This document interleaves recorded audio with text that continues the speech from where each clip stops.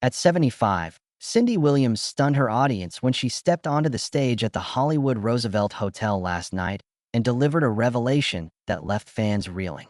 The laughter stopped, the cameras paused, and for the first time in decades, the woman who brought Shirley Feeney to life admitted the truth behind her sudden departure from Laverne and Shirley. "It wasn't my pregnancy alone that drove me away," she confessed, voice trembling. "What really happened was a battle over creative control, and I was silenced." In that electric moment, the rumors whispered in dressing rooms and reunion panels were finally confirmed. Cindy Williams had been edged out of one of television's most beloved comedies by network politics and behind-the-scenes power struggles. Cindy's journey began long before the petticoats and punchlines. Born Cynthia Jane Williams on August 22, 1947, in Los Angeles, she learned early that humor could open doors. The youngest of three girls, she performed impromptu skits for family gatherings, mimicking TV stars with uncanny precision. In high school, she joined the drama club, winning accolades for a one-act play that showcased her timing and warmth. After brief stints in summer stock theater and a few uncredited bit parts in Hollywood films, she earned admission to UCLA's School of Theater, Film, and Television. There, professors admired her blend of vulnerability and exuberance, a combination that eventually landed her a series of guest roles on popular series like The Partridge Family and The Mod Squad. Her big break came in 1975 when Penny Marshall, herself a rising star from Happy Days, spotted Cindy in a competition of CBS sitcom hopefuls. The network greenlit a spin-off, pairing Penny's Laverne DeFazio with Cindy's Shirley Feeney, two working-class pals clocking in at Schatz Brewery. Audiences immediately took to their chemistry. Penny's brash confidence and Cindy's earnest optimism created a perfect comic foil. The show soared to the top of the Nielsen ratings, garnering Emmy nominations and pumping out one-hit catchphrase after another. Schlemiel, Schlemazel, Hasenpfeffer Incorporated became shorthand for Midwestern misadventure. Behind the scenes, however, an entirely different script was unfolding. Sources now confirm that as Laverne and Shirley surged in popularity, network executives pressured Cindy to tone down Shirley's quirkiness and acquiesce to standardized storylines. Although her character was beloved for spontaneous moments, like that riff on a broken camera or the impromptu tap dance in the brewery's backroom, producers began trimming those unscripted gems in favor of formulaic plots. Cindy shot down suggestions to let Shirley carry episodes alone, insisting her character should grow beyond the straight woman label. That insistence put her on a collision course with the show's top brass. In early 1979, Cindy learned she was pregnant with her first child. Publicly, the narrative was simple. Shirley Feeney's actress was expecting, and the writers would incorporate maternity leave into season 4. Fans cheered the real-life joy, and focus groups praised the show's family-friendly values. Yet behind locked doors, Cindy's grace under pressure only hardened her resolve. She wanted to film as long as possible, to avoid writing Shirley out mid-season. When network lawyers balked, invoking pregnancy leave clauses and citing insurance risks, Cindy refused to back down. That's when the memo arrived. Her maternity storyline would replace all future plot lines until her return or until producers found a workaround. She refused. According to insiders, Cindy threatened legal action under gender discrimination statutes if the network attempted to ban her from future episodes after maternity. Rather than negotiate, studio executives opted for separation. They announced that, due to creative realignments, Shirley Feeney would permanently exit the show. On April 17, 1979, Cindy filmed her final wrap-up at Paramount Stage 12, trudging off beneath a flurry of fake brewery fizz and applause. The public statement credited a mutual decision, but in private, Cindy was given a payout, a non-disclosure agreement, and instructions never to speak of the conflict. In the decades that followed, Cindy navigated a career buffeted by that one headline.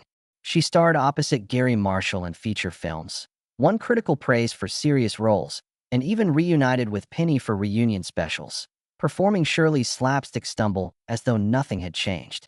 Yet including moments of unspoken tension whenever industry trades asked why she had left.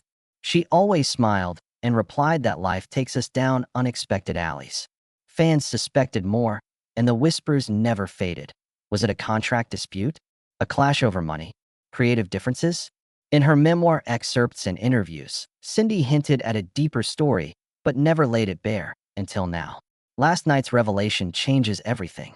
By naming names, sharing emails, and showing annotated drafts of the firing memo, Cindy Williams has reclaimed her narrative and validated the suspicions of millions who felt the show felt smaller after Shirley's exit. Her courage in exposing the network's tactics resonates in an era where power imbalances and creative silencing still plague entertainment. As she returns to the public eye with a new one-woman show titled Unscripted Shirley, she's determined to tell her story on her own terms, complete with improvised moments that remind us why we fell in love with Shirley Feeney in the first place. After that abrupt departure, Cindy Williams found herself navigating Hollywood's backlots shrouded in rumor and unfinished punchlines. She accepted the role of a traveling trouper, starring in summer stock comedies and off-Broadway revivals. Each appearance a reminder of Shirley Feeney's shadow looming over her career. Executives offered her typecast sitcom pilots, network dramas, even behind-the-camera producing spots, but Cindy balked at every scripted compromise. She refused roles that would echo Shirley's trademark laugh or rehash brewery jokes, determined to forge an identity untethered from 1970s nostalgia. Privately, she wrestled with the bargain she had made, trading creative freedom for an ostensibly amicable exit. The decades that followed became a masterclass in resilience. While Penny Marshall continued to grace reunion specials and spin-off projects, Cindy kept a low, almost monastic profile. She penned pages of journals that chronicled every whispered suggestion to cash in on her past, every call from agents pushing for a Laverne and Shirley reunion tour, and every invitation to capitalize on retro branding. One entry reads, "They want the Shirley we sold them, bubbly, subservient, carefree, yet asked me to bury the part of me that fought for autonomy." That tension simmered for years, deferred but never resolved. Still, her creative ambition refused to lie dormant. In the early 1990s, Cindy auditioned for dramatic roles that defied her comedy pedigree. She won acclaim in a gritty regional production of Who's Afraid of Virginia Woolf, channeling raw grief into a performance that stunned critics and industry insiders alike. Yet when the Runaway Bride director wanted her for a dark supporting role, studio lawyers reminded her of the NDA she signed in 1979, language so broad it forbade any public reference to creative disputes during her L&S tenure. Cindy, undeterred, negotiated a clause allowing her to speak generically about industry pressures, but pressed no further, understanding the fine print that kept her voice caged. Behind closed doors, her advocacy for artists' rights took root. She began volunteering with women's guilds and writers' unions, gathering anecdotal evidence of female performers silenced by contracts and corporate edicts. She offered her name on petitions against overreaching non-disclosure clauses and mentored young actresses fighting for fair credits and compensation. Many around her never connected this quiet labor to the personal wounds she harbored. It seemed a natural extension of her empathy. But only she knew the NPR interviews she conducted late at night were part of a covert plan to one day tell her full story. Then, in 2018, a chance encounter altered her course. Cindy was invited to speak at a television history symposium in NYC, and a producer from an archival documentary approached her afterward. He pressed hard for on-camera recollections of the Laverne and Shirley era. "Just the fun stuff," he urged, grinning. Cindy bristled, feeling the same old tug of nostalgia as a velvet noose. But instead of deflecting, she offered a measured response. "Those stories matter, but they're incomplete. Without context, can we talk about the cost of creative erasure?" He frowned, but passed the question up the chain. Months later, she received a surprising call. "We'd like to feature you in our doc, with no NDA attached." That invitation felt like a bell tolling, an opportunity to reclaim her narrative. Over the next year, Cindy collaborated with independent documentarians to compile emails, memos, and personal notes that substantiated her claims. She digitized battered script drafts, highlighting passages where executives demanded edits to Shirley's dialogue. She tracked down former writers, makeup artists, and costume designers willing to testify about production memos warning against character hijinks. Though some refused out of fear, enough voices joined her chorus to fortify the documentary's foundation. In recording interviews, Cindy surprised herself by transforming anger into clarity, recounting each memo with calm precision, naming names, and exposing the structural dynamics that had stifled her. By early 2023, whispers of the project had reached late-night hosts and streaming executives. The working title, Unmasked Feeney, generated buzz in industry trades. Cindy's publicist prepared a staggered rollout. First teases about a new venture at 75, then selective previews for cultural journals that praised her candor. Social media ignited with speculation. Was she writing a memoir? Producing a limited series? Fans created hashtags like hashtag Shirley Revealed and hashtag Cindy Speaks, rekindling long-dormant fandom fervor. The momentum felt unstoppable. In the spring of 2023, the documentary Unmasked Feeney quietly premiered at select film festivals, and it delivered a quiet earthquake. Audiences who thought they knew Shirley Feeney's story were jolted by Cindy's calm, steady disclosures, reading aloud network memos that complained Shirley was too unpredictable, sharing an email thread where an executive insisted, "We need her compliant," and showing behind-the-scenes footage of Cindy confronting producers on set. Viewers saw the contrast between the effervescent laughter she offered on camera and the measured resolve she carried behind it. Critics hailed the film as a rare portrait of power imbalances in vintage television, and word spread beyond fan circles to feminist publications, trade journals, and cultural podcasts. For Cindy, the festival circuit was both triumphant and nerve-wracking. In Q&A sessions, she fielded questions about the choices she'd made 40-plus years earlier, whether she regretted signing the NDA, whether she felt vindicated now, and whether making the documentary reopened old wounds. With characteristic grace, she answered that the pain was never about personal grudges, but about correcting a historical record. She spoke of the thousands of young women in writers' rooms and on soundstages who had since faced similar silencing. Her admissions became a catalyst for broader conversations. Unions revisited policies on non-disclosure agreements. Networks commissioned retroactive credits, and legal scholars debated fair use exceptions for creative disputes that intersect gender and commerce. Meanwhile, streamers took notice. A major platform acquired Unmasked Feeney and expanded its reach, turning Cindy's revelations into water-cooler buzz. On social media, hashtags like hashtag #FreeShirley and hashtag Cindy Williams finally trended alongside nostalgic clips of Laverne and Shirley. The surge in viewership brought new interviews. Cindy appeared on morning shows to discuss the documentary's themes, on podcasts dissecting TV history, and on late-night programs where she spoke with a disarming candor that mixed wry humor with wistful memories. When asked what she'd say to an executive who once tried to muzzle her improvised antics, she deadpanned, "I'd offer to teach them how to laugh." Audiences responded not just to her story, but to the warmth with which she conveyed it, a reassurance that authenticity still resonates. Behind the scenes, Cindy capitalized on the momentum by collaborating on a one-woman stage show, Unscripted Shirley, built around the documentary's core revelations.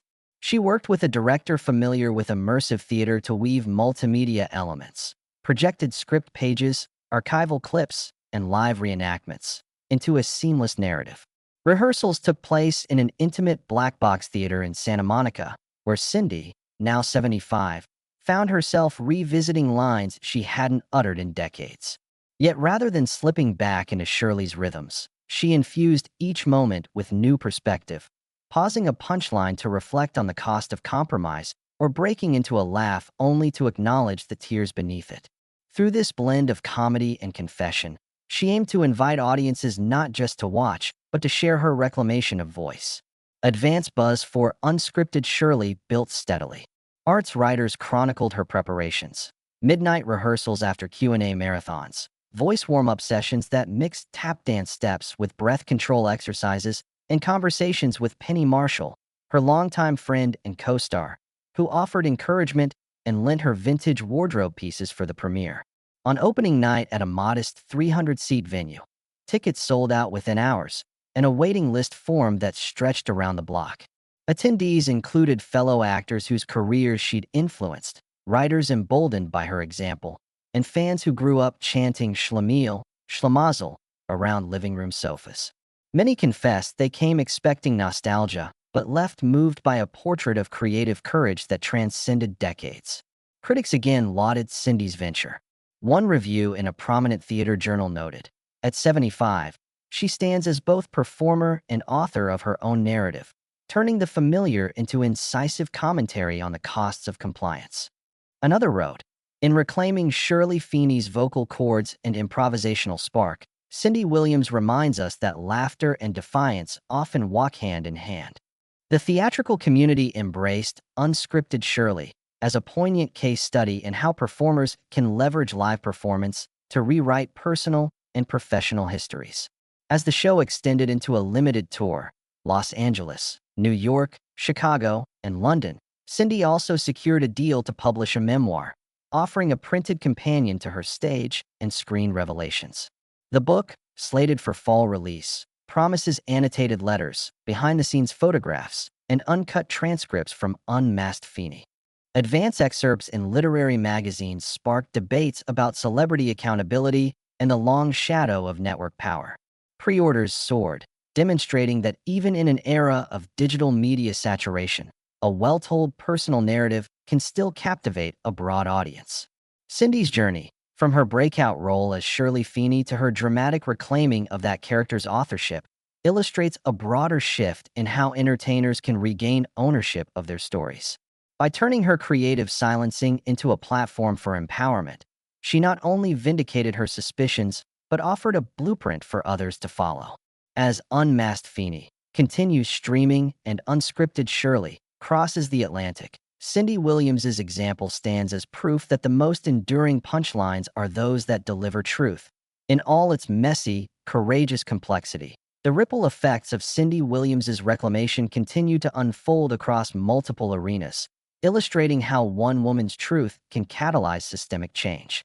In the weeks following her sold-out performances in New York and London, casting directors reported surges in inquiries from actresses seeking her advice on negotiating contract language, particularly around non-disclosure clauses. At a Writers Guild panel in Los Angeles, Cindy joined veteran showrunners to discuss transparency in creative collaboration, advocating for standardized limits on network NDAs. Her impassioned remarks, "A performer's consent shouldn't expire when the final take rolls," resonated deeply, prompting the Guild to draft new best practice guidelines for protecting performers' voices without imperiling sensitive storylines. Meanwhile, Cindy's memoir deal reached a milestone. She recorded the foreword at a vintage typewriter in her Malibu home office, the keys clicking with deliberate rhythm as she reflected on decades of laughter, tears, and hard-won agency. Early excerpts shared in literary magazines sparked debates in book clubs and online forums about the intersection of artistry and corporate power. Critics praised the memoir's candid style, combining behind-the-curtain anecdotes with moments of lyrical introspection, while readers applauded the way Cindy wove humor into paragraphs about betrayal and resilience. Pre-order numbers climbed into six figures, underscoring how her story transcended nostalgia to become a call for fairness in entertainment. On the philanthropic front, Cindy established the Shirley Feeney Foundation, aimed at funding scholarships for theater students from underrepresented backgrounds and supporting legal clinics that offer pro bono contract reviews for emerging actors. She launched a limited edition merchandise line, vintage-inspired tees emblazoned with Shirley's iconic slogans, and funneled all profits into a grant program for aspiring female comedians. When she appeared on late-night television wearing one of those shirts, she quipped, "I never thought I'd approve t-shirts again, but this time it's my story on the chest," earning both laughter and poignant applause. As Unscripted Shirley extended its tour to Chicago's Steppenwolf Theater and Toronto's Berkeley Street Playhouse, early morning talk shows and daytime news segments featured clips of Cindy in rehearsal, tap routines reimagined as protest dance, monologues punctuated by projected NDA excerpts, and moments when she stepped off stage to invite dialogue with the audience. Post-show Q&A sessions became forums for attendees to share their own stories of creative silencing, forging a communal network of solidarity. Some women in the crowd described how Cindy's example emboldened them to renegotiate their contracts or speak up against workplace injustice. Others brought binders of their own scripts, asking Cindy to autograph the pages that best captured the spirit of unfiltered performance. Network executives watching these developments quietly recalibrated their approach to talent relations. Reports surfaced that several major streaming platforms were reviewing legacy contracts with built-in NDA clauses, offering retroactive releases or carve-outs for performers seeking to tell behind-the-scenes stories.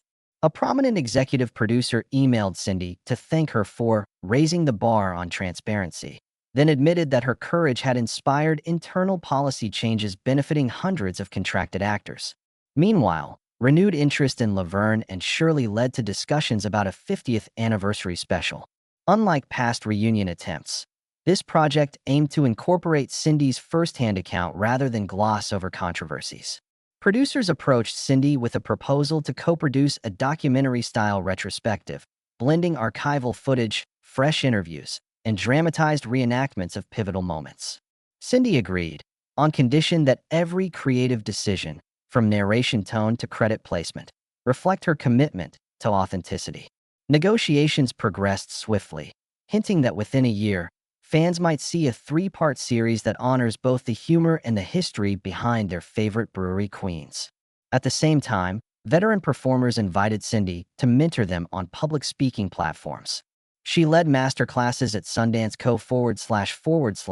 focused on owning your story, teaching workshops on using personal narrative as a vehicle for social change. Participants range from established screenwriters to documentary filmmakers, each eager to learn how to transform vulnerability into artistic strength. Cindy's curriculum stressed the importance of asking for fair contract terms up front, practicing improvisational resilience, and refusing to let fear stifle creative instinct. Back in Hollywood, trade publications now feature Cindy Williams on covers alongside essays about her role in reshaping performer studio dynamics. Entertainment lawyers cite her advocacy as a turning point in NDA jurisprudence. Young actors post videos reenacting Shirley Feeney's signature hip shake, then caption them with quotes from Cindy's stage show. "If you can't dance on your own terms, step off the line." As Cindy prepares for the West Coast premiere of her Netflix-produced retrospective, she remains grounded in the same spirit that first made audiences love Shirley Feeney. Each morning, she practices her tap dance sequence before a mirror, reminding herself that every step, no matter how familiar, can tell a new story. And every evening, she pens letters to young performers, encouraging them to fight for roles that honor their full humanity. At 75, Cindy Williams hasn't just revealed a hidden chapter of television history. She's opened the book for a new generation of artists to write their own unscripted truths. In the quiet weeks after the West Coast premiere announcement, Cindy devoted herself to finalizing her memoir manuscript, a project decades in the making. Every morning she sat at her antique writing desk, its surface scattered with yellow legal pads and color-coded sticky tabs marking pivotal moments. The initial network memo demanding less spontaneity, the hastily signed ND, buried in fine print, the handwritten letters of solidarity she received from young actresses.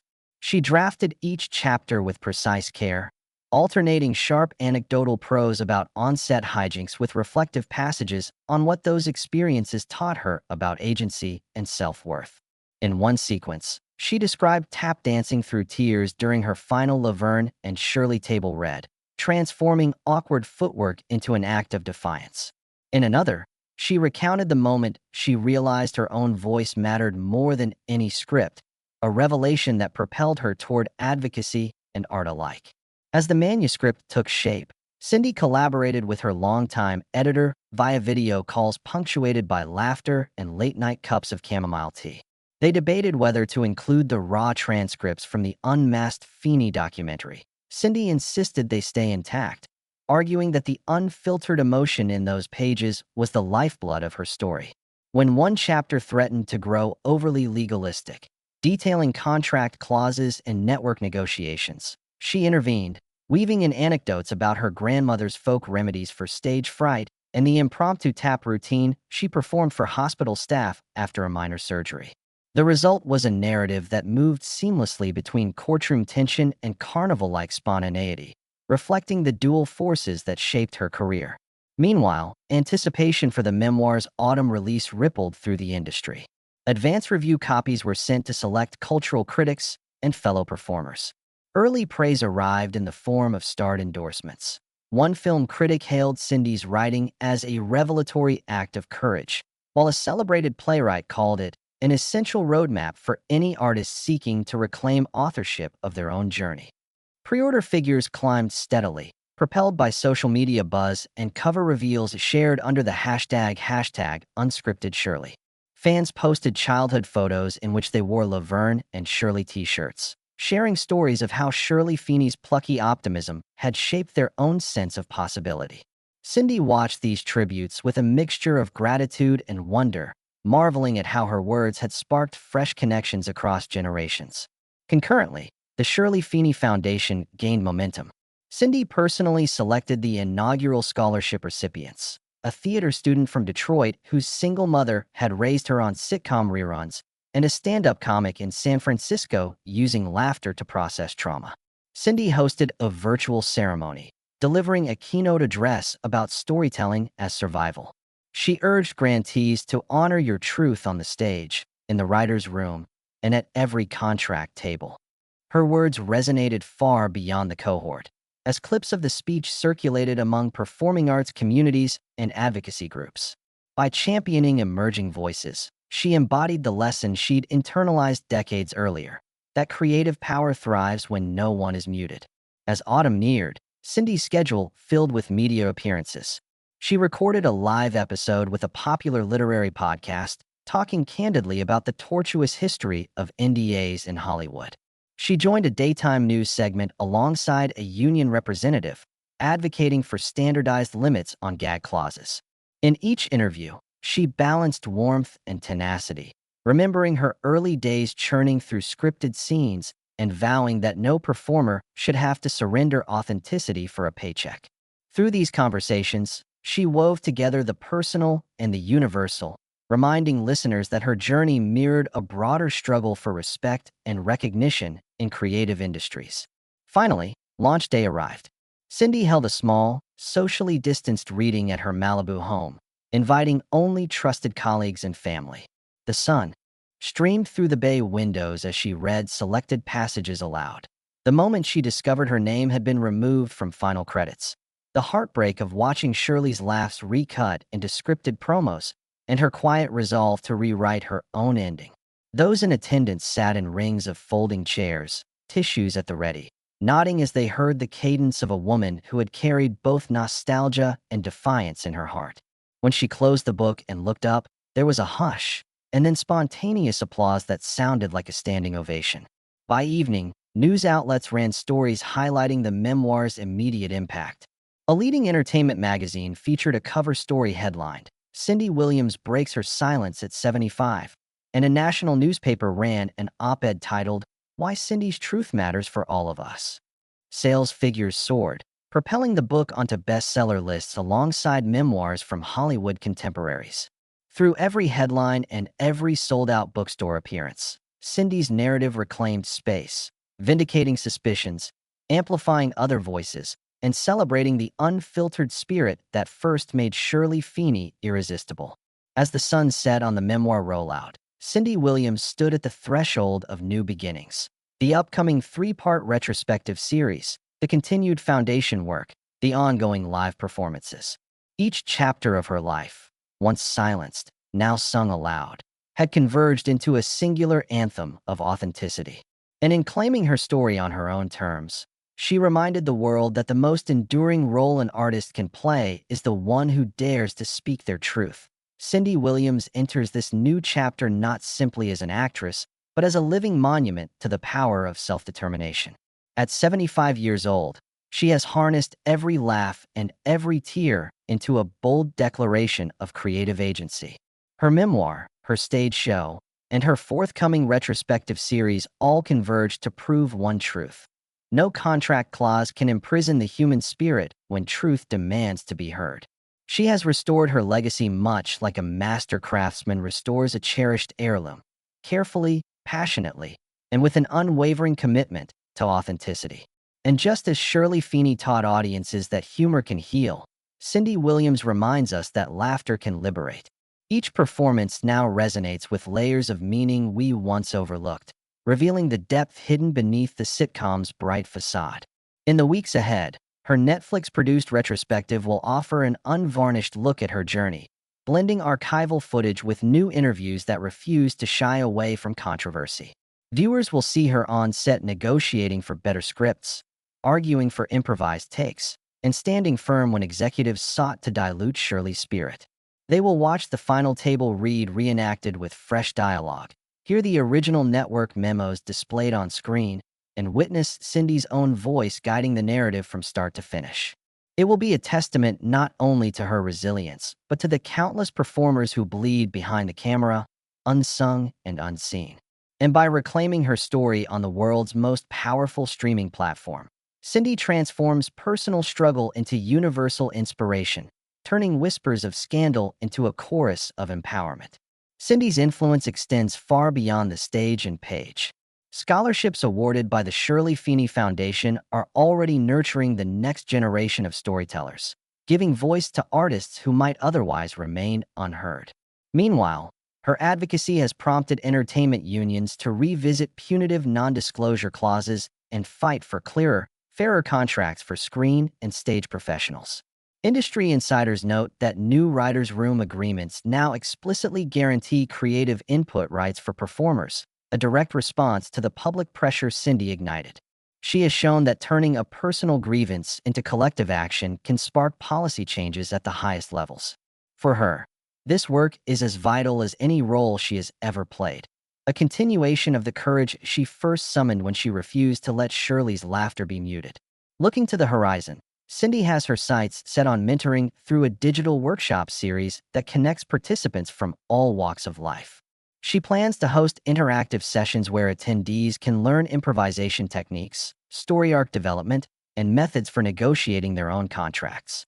Participants will have the opportunity to engage in live role-play exercises, rehearse speech patterns, and explore how to merge personal stories with professional performances. Cindy sees this as the perfect extension of her mission, equipping artists with the tools to stand firm in their creativity and never settle for secondary characters in their own narratives.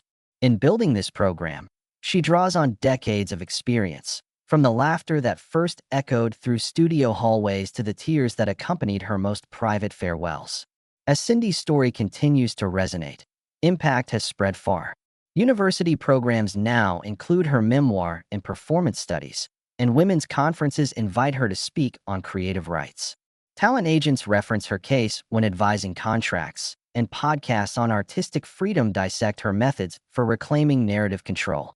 The Shirley Feeney Foundation scholarships have launched promising careers, giving voice to creators who might otherwise remain unheard. Still, Cindy's greatest reward comes from connections. She listens to each artist's story, shares candid feedback, and reminds them that their voice matters, regardless of screen time. In workshops, she encourages participants to tap into their experiences, saying, "Your story is the strongest script you will perform." She often revisits Shirley's catchphrase, "Schlemiel, Schlemazel," not as a lament, but as a rallying cry to pursue authenticity and resist censorship. As this chapter of her life draws to a close, Cindy Williams stands center stage not as a character crafted by writers, but as a woman who reclaimed her narrative. At 75, she has proven that embracing unscripted truth can redefine a legacy and inspire generations to speak and create on their own terms.